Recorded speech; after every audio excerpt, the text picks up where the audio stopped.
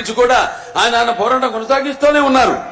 ఇక్కడ ఫ్లోరైడ్ విషయంలో అయితేనేమి, ఇలా ఇప్పుడు ఇక్కడ రణస్థలంలో జరిగినప్పుడు కూడా అప్పుడు యువకులంతా కూడా స్పందించి ఆయన రాకను స్వాగతిస్తూ, మరి ఎక్కడికి మేము ఎందుకు వలస పోవాలి, మేము పుట్టిన గడ్డ ఇది, తెలుగు జాతి మనది, నిండుగా వెలుగు జాతి మనది.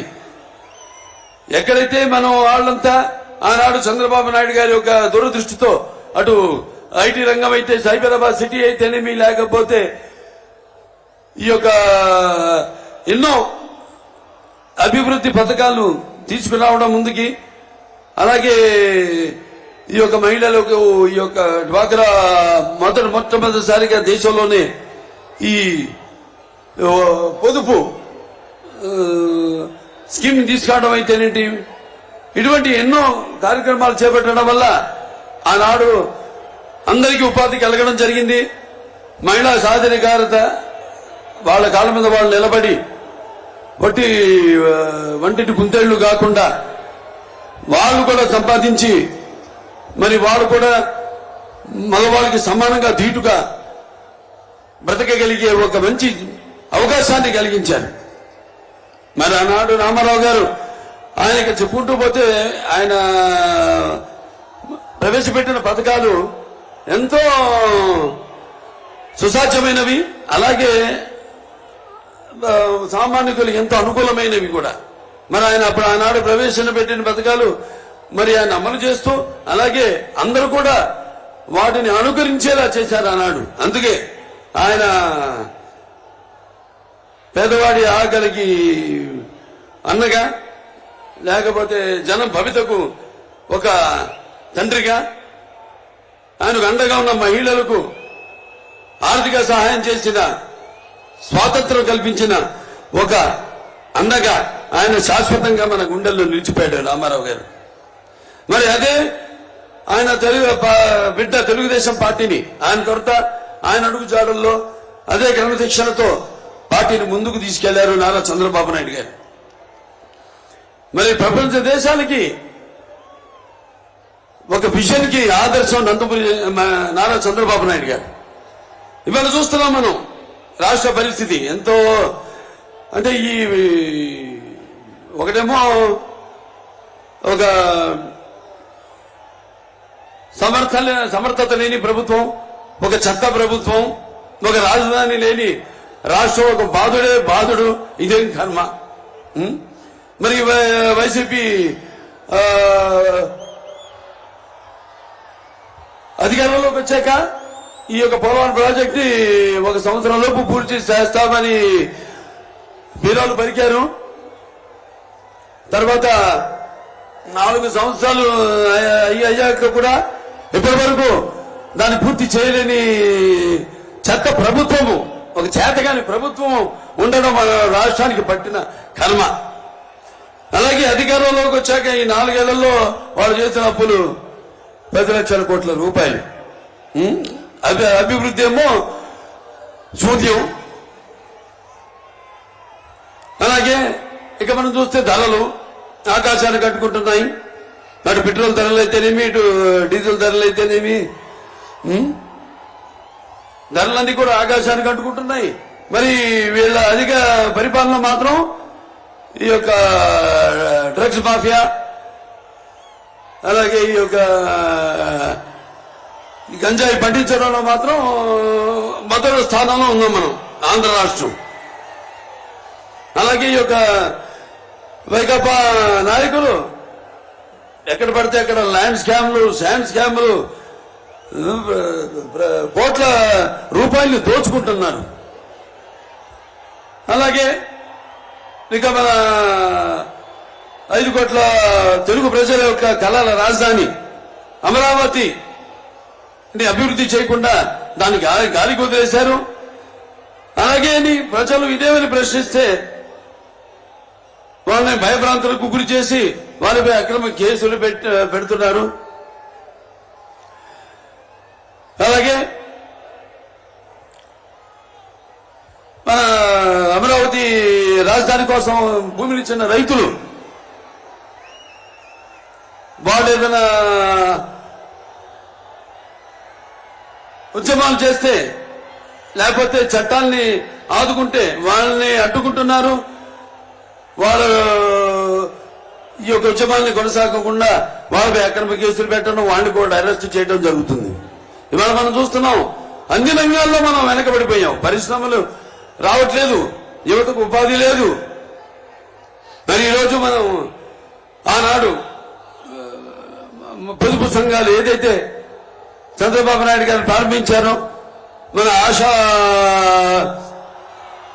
కార్మికులు కానివ్వండి, లేకపోతే మన డ్వాక్రా మహిళలు కానివ్వండి, వాళ్ళందరూ పైనపై వాళ్ళకి ఎన్నో వాగ్దానాలు చేసి ఆ పాదయాత్రలో జీతాలు పెంచుతామని, టీఎల్ లేవు, డిఎల్ లేవు, అసలు మన పోలీసులకు వస్తే వాళ్ళకి అలవెన్సులు లేవు, ఏజెన్సీ అలవెన్సులు లేవు, ఏమీ లేవు.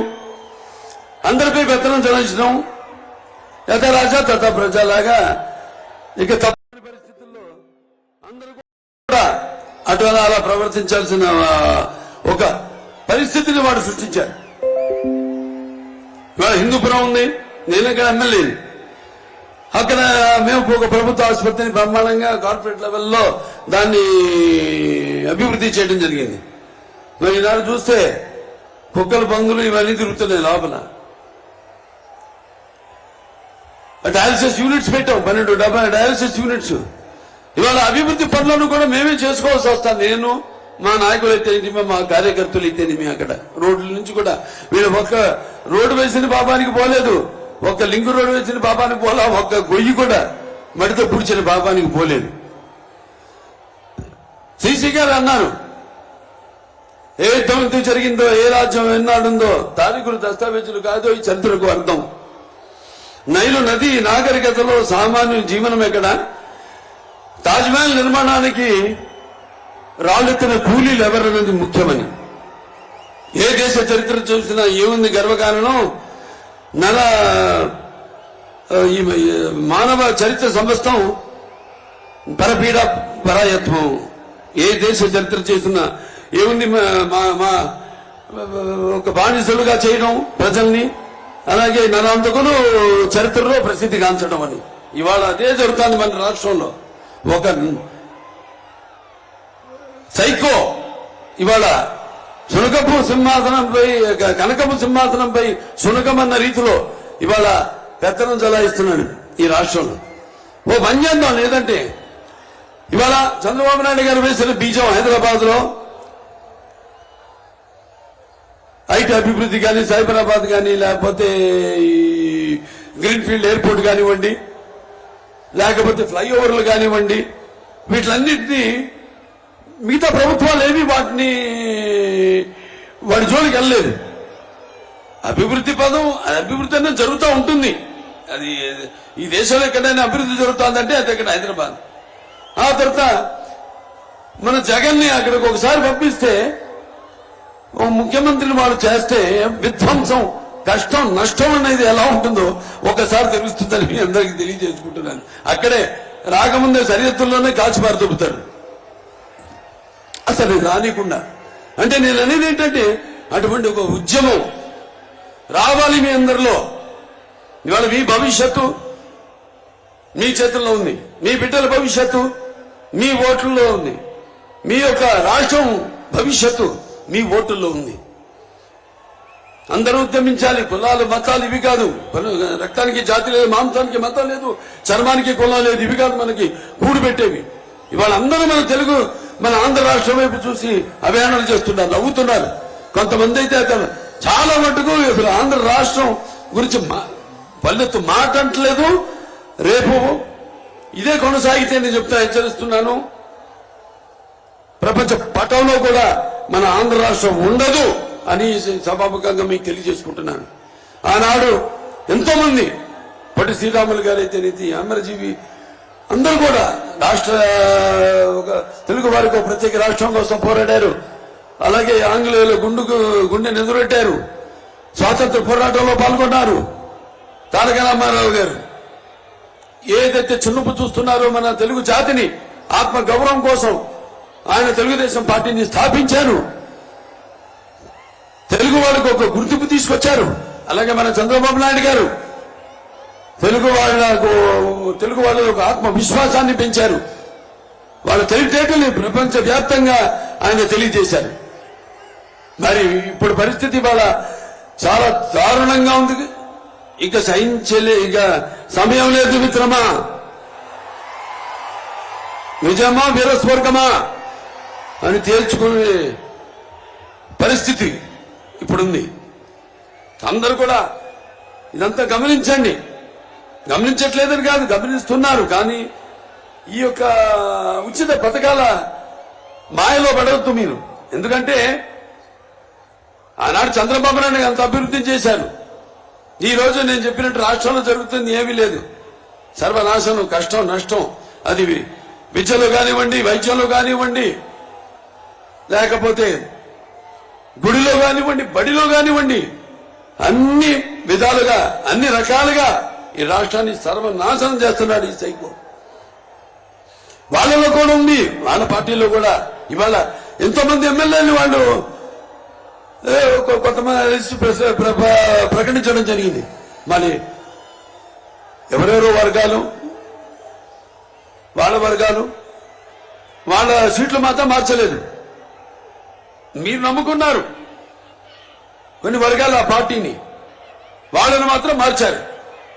సో సామాజిక న్యాయం ఎక్కడ జరుగుతోంది అని నేను ప్రశ్నిస్తున్నాను.